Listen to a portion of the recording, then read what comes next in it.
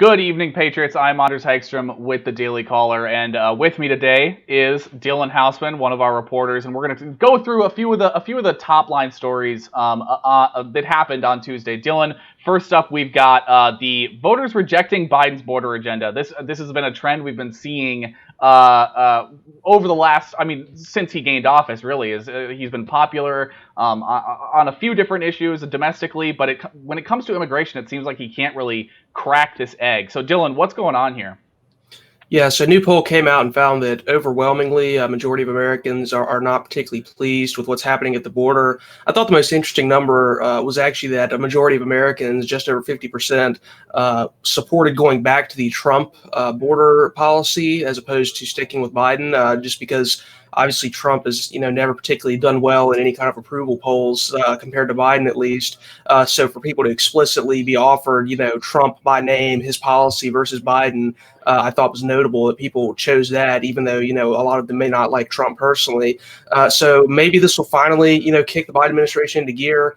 I don't know what it would take at this point. As you said, this isn't the first poll we've seen where his approval rating has been poor on this issue compared to others. And really, if you think about it, as much as conservatives might complain about certain scandals or things going on within the administration, if you took away this border situation, there really wouldn't be all that much that Biden could really complain about so far on his end and as far as his side of the aisle. So maybe this will finally get them to take action and do something. But so far, several months in, they haven't done so. So we'll see, I guess.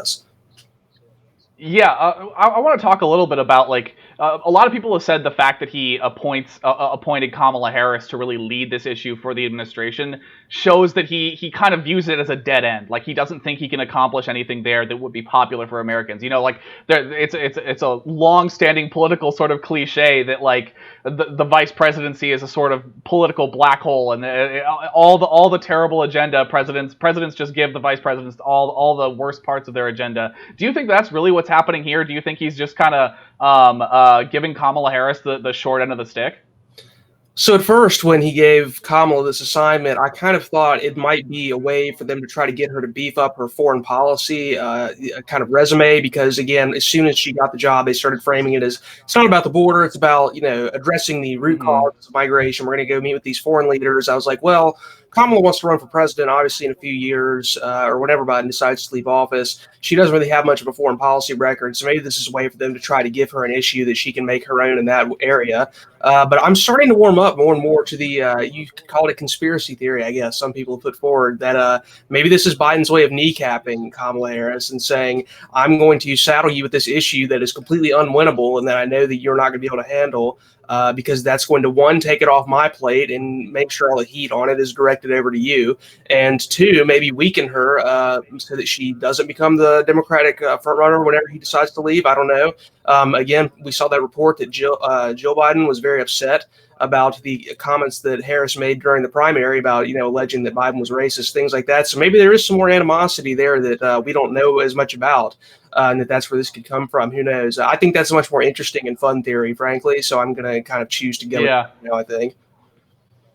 Yeah, it's definitely a possibility given the fact that Biden also put the whole voting rights issue in Kamala's lap, which also doesn't seem to really have a future of going through Congress. Yeah, as soon as the bill was doomed is when he decided to give it to her. So interesting timing. Exactly.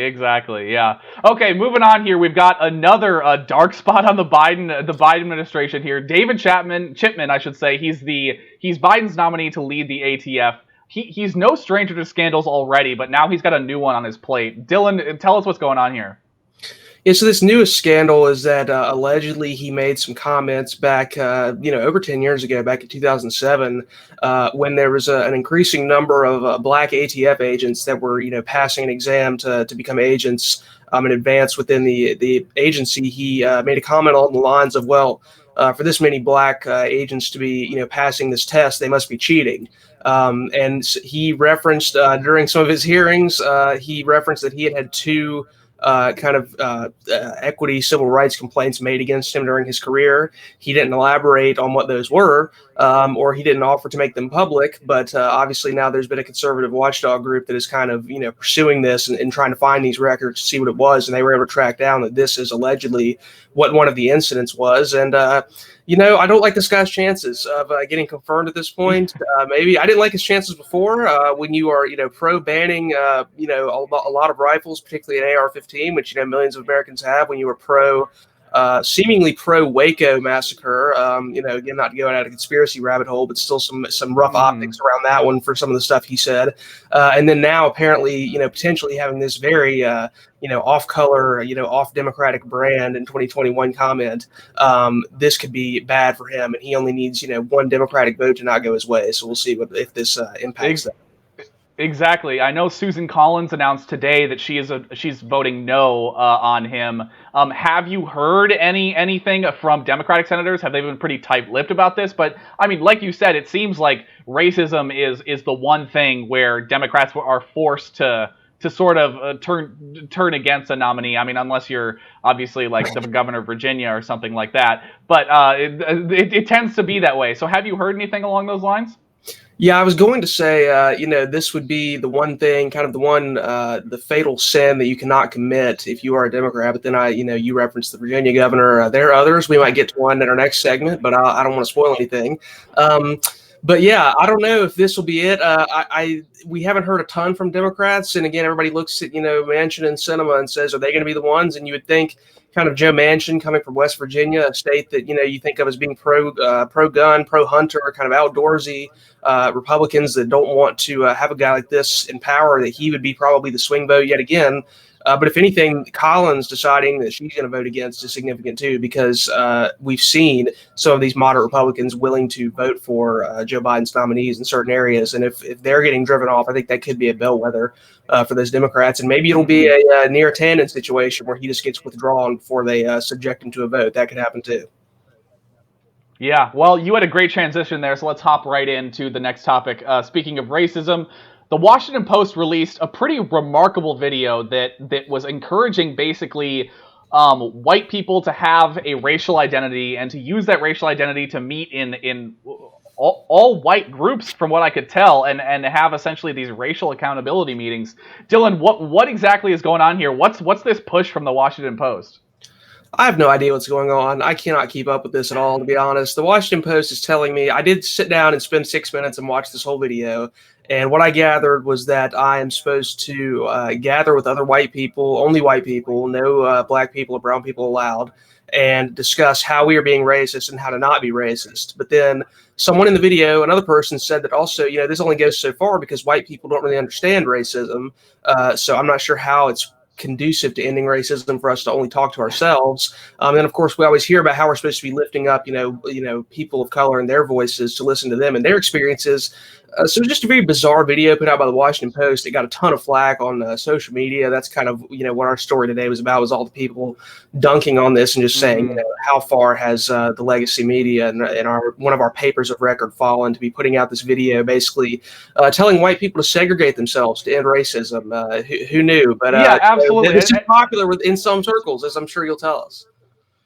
Yeah, absolutely. I mean, we were joking about this before the show. Like the timing of this video coming out alongside this like controversy with Rhode Island Senator Sheldon Whitehouse. Obviously, he's under fire right now for being part of an all-white beach club. And the Washington Post has published how many headlines criticizing him for this, saying this is a terrible thing, and that this club needs to be incorporating more diversity and that sort of thing. And then they're releasing this video that's encouraging white people to actually exclude black people, to exclude people of color, and meet only with themselves in these racial accountability groups. So maybe Sheldon Whitehouse's play here is really to talk to his comms team and be like, okay, our beach club is now an all-white accountability group, and see what happens there. Like, what exactly is the response from the Washington Post after that? We'll have to see. It reminds me of during the pandemic when, people were saying everything has to be shut down except if you're protesting racial injustice, and then you would see these businesses start to put up the signs and say, this is our anti-racism yoga class or workout group or whatever, so that stay open. It's like all this beach club needs to do is say that this is now the all-white beach club for racial accountability. And then Sheldon Whitehouse will not be racist. He'll just be ahead of the curve, and we can go back to liking him. Yeah, he'll be the flagship senator of the Democratic Party. All he has to do is change the name of his all-white beach club. It's sort of hilarious. Anyway, Dylan, thanks for stopping by. We appreciate it. Thank you.